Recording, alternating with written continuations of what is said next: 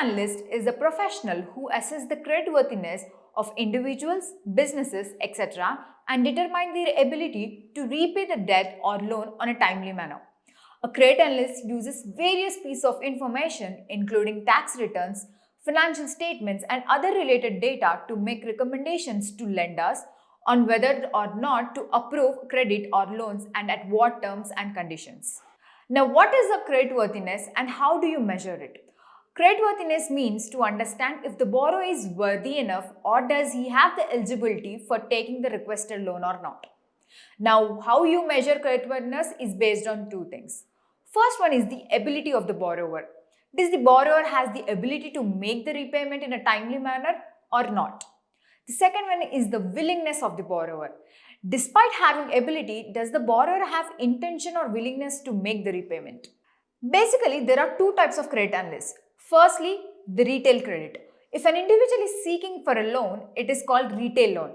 Examples of retail loans include home loan, credit card, personal loan, gold loan, vehicle loan, etc.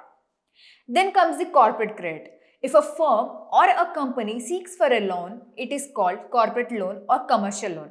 Examples include working capital loans like cash credit, overdraft, letter of credit, bank guarantee, term loan, etc. etc. In case of commercial credit, though the process of determining the creditworthiness of the borrower is basically the same, it is, however, a little complex and advanced compared to the retail credit.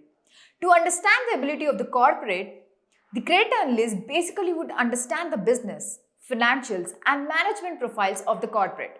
He will do a detailed analysis and understand the strengths and weaknesses in the business model, including competitors, suppliers, customers, products, etc. On the financial front, he will deeply dive into profit and loss, balance sheet, and cash flow statement and ascertain if the corporate has the ability to repay the loan or not. Let me explain you this by an example.